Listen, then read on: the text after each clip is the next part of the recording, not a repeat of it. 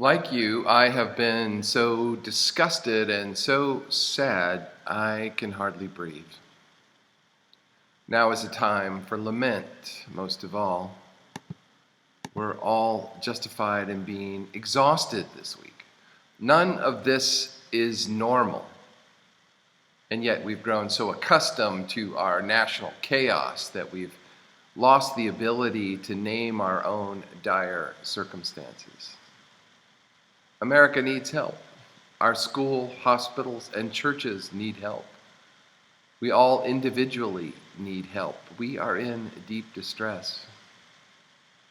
During our Tuesday staff meeting the day before the insurrection, we discussed whether or not to include Herod's murder of the male infants in the passage of visiting the Magi. Herod is present in all of our manger scenes, really. The specter of death haunts the birth of divine love. We decided that this passage ends with the foreboding verse 12. And having been warned in a dream not to return to Herod, they left for their own country by another road. At 5:30 on Wednesday, right before the curfew in D.C., one of the leaders of Greensboro's ministerial alliance called together a number of ministers to craft a cogent response. That response is the backbone of my prompt to you today as we continue to process, lament, grieve, and rage about the tragic events.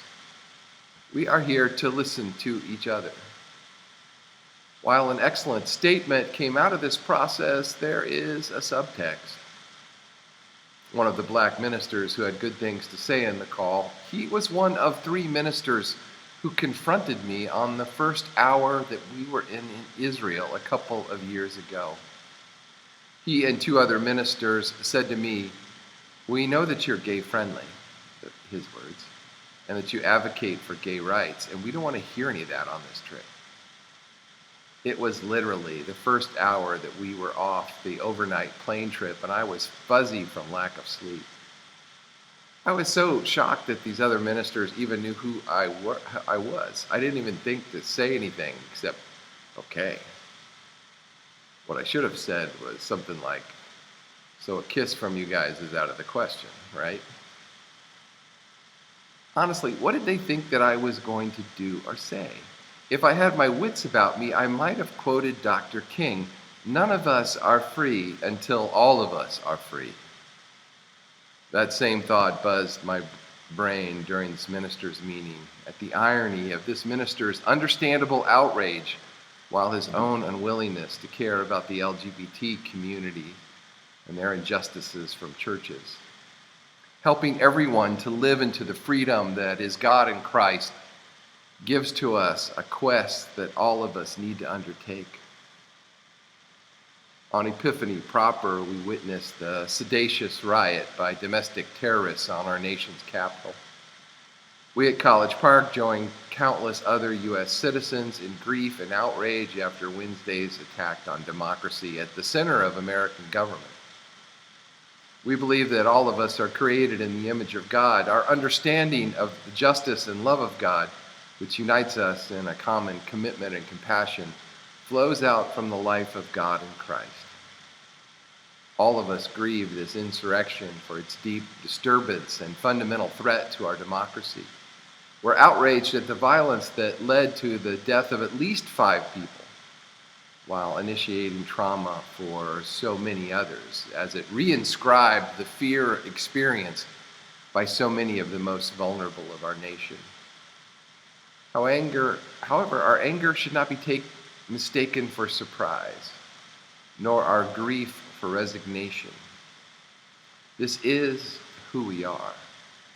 It was an American reckoning on race, not the first nor the last. The Holocaust survivor and Nobel laureate Elie Wiesel wrote, "The opposite of love is not hate, it is indifference." We will not be indifferent, but stand against injustice. We will not be silent, nor choose what Dr. King called a negative peace that's the absence of conflict, but rather work for the positive peace that is the presence of justice. People have been calling it a dark event, but more correctly, it was a white insurrection, white supremacy and privilege on nefarious display for all the world and America's shame. This domestic terrorism was centered on race, America's original sin, the deep cancer that is causing so much pain, suffering, and death. A couple of insurrection images are horrific. The tool in the Camp Auschwitz sweatshirt. So there were actual, not figurative, Nazis in that sedacious crowd. The Jesus Saves sign, making sure that everyone mistakes the heresy of Christian nationalism for actually following Jesus. The ignoble Confederate flag waving inside the Capitol building, celebrating the myth of the lost cause, racism, slavery, segregation, white supremacy, and the lynching of African Americans. At least one North Carolina flag, not surprising, but still chilly. The gallows erected in front of the Capitol and not just there for show. And honestly, the most grim sight of all, the pendejos carrying fist cuffs, flex cuffs. They suggest that they were meant to murder someone, and I believe that Speaker Nancy Pelosi was on the top of their hit list. I haven't seen a picture, thankfully, but there are several reports that the terrorists defecated inside the Capitol and that they tracked feces everywhere. A literal metaphor for their heinous actions and disdain for democracy. White supremacy and Christian nationalism are not recent aberrations, but part of a long-standing legacy in our country. Many times throughout U.S. history, white Americans have supported unjust election processes and thwarted judicial justice to the marginalized and vulnerable Americans. Such inequities continue to plague America while standing against the goodness of God and God's will for beloved community. Consider the treatment of black people protesting police brutality and the centuries of racial injustice over against the treatment of the white insurrectionists storming the Capitol to disrupt the certification of an election and the peaceful transition of power because of a conspiracy theory. Our country is apt to regard black protest as a threat, while white rioting is treated as an entitlement. People keep calling this an assault on our sacred space, but I believe that type of sloppy use of language contributes to the problem. Our Capitol and federal buildings are dear to all Americans, but they are not sacred spaces. They are not temples or synagogues or church buildings or houses of worship. Let's not conflate the two. The photo of the two Senate aides who had the presence of mind to scoop up the box with the electoral vote should be given the Medal of Freedom. The New Jersey representative Andy Kim was seen helping clean up the Capitol after the looting. Look for the helpers, Mr. Rogers used to say, and we see them now. The image of black Capitol workers cleaning up behind white supremacist thugs who attempted a coup just hours before is almost more than the heart can bear. On a Sunday in September, we considered what our reaction might be to a coup attempt, which has been happening since the election results came in several weeks. I'm grateful that both the hard and soft coup attempts have not been successful. But it's done permanent damage to our democracy, exposing how vulnerable it is, and served to delegitimize the incoming administration for millions of Americans. Plus, our next would-be dictator will be worse and much more competent.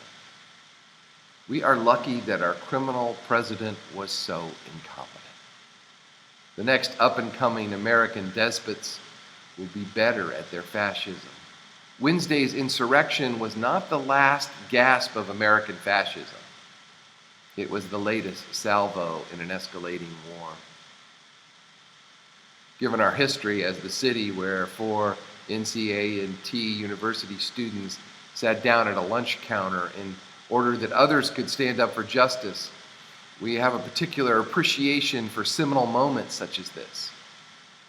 Let's recommit ourselves to the urgent work of the moment, nationally and locally, acknowledging that peace cannot come without justice and that reconciliation must be preceded by repair.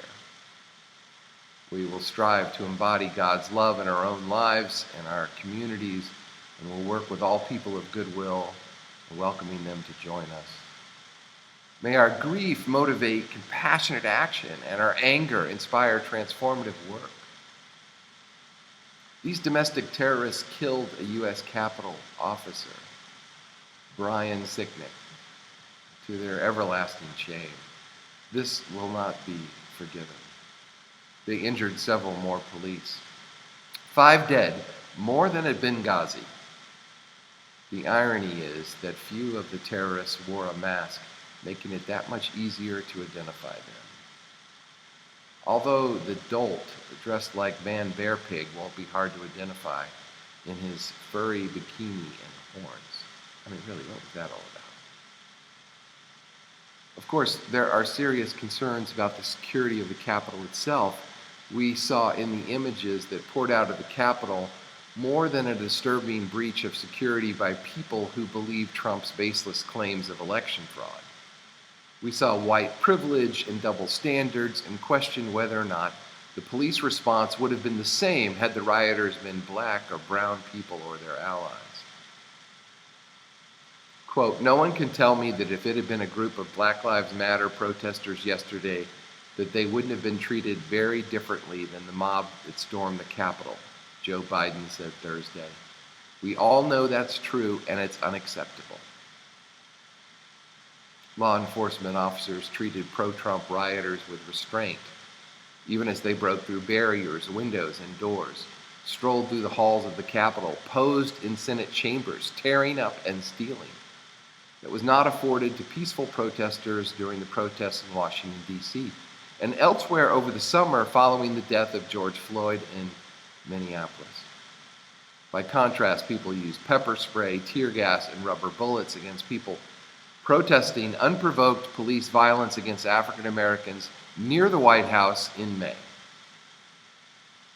3 years ago, the Capitol Police hauled out of their wheelchairs disabled peaceful protesters who were there because they wanted better health care. Yesterday, the D.C. police chief was quoted as saying, "There was no intelligence that suggested there would be a breach of the U.S. Capitol. Yet we saw numerous rioters with professionally printed t-shirts that said, 'Civil War, January 6th, 2021. Wait, what? If someone is mad that a woman from San Diego, I'm ashamed to say, was shot dead storming the Capitol, you have to wonder why the same person wouldn't be outraged that a woman is shot to death sleeping in her own house. Breonna Taylor. As Jackie Lewis tweeted, "So damn tired of living in a country that treats black grief as a threat and white rage as a sacrament." As my high school friend, the Reverend Joanne Hoyle, wrote, "We're not asking you to shoot them like you shoot us. We're only asking you not to shoot us the way that you don't shoot them." These deeply disturbing events were also the logical trajectory of the actions and the rhetoric from the highest levels of leadership, particularly presidential leadership. The recent attempt by the president and some of his supporters to undermine election results is the latest episode in a pattern of leadership that has emboldened white supremacy and utilized nationalistic fervor for political gain. This was evident in the use of the religious symbols in the attack on the Capitol, right alongside an erected noose and artifacts of the Confederate rebellion against the United States. I know that a few of you have been peeved with me with my consistent anti-45 posts over the last 4 years. But I know that many more of you saw clearly the danger, as I did, of an unhinged, malignant narcissist, given the most powerful weapons on our planet. Indeed, he had, still has, the power to destroy all human life on earth. That is not hyperbole. Less than 100 nukes would do it. And when he got kicked off of Twitter for 12 hours, now permanently, didn't you think the person with the nuclear codes has been deemed too dangerous to have a Twitter account? In other news, 4,000 people died from COVID-19 in America on Wednesday. For the first time, topping 4,000. And it was repeated on Thursday, Friday, Saturday, and will likely be so today. The ghastly march to 400,000 dead Americans by January 20 continues to pick up speed. That would have been unthinkable a year ago. American carnage indeed. As Christians, we can commit to do our part, drawing on the resources of faith and community, to learn and grow, and to work past racial hatred. In our upcoming study of the book, The Common Good, for example, we'll be discussing the intersecting issues that are reflected dramatically in this moment, but continue systemically in so many moments unseen. This is a week to listen to each other, particularly to people of color, and to keep listening, reading, and working together to overcome this inbred American racial hatred. Let's also continue to join in prayer. We'll be praying for our country, our public servants, and the peaceful transfer of power to the new president on January 20th.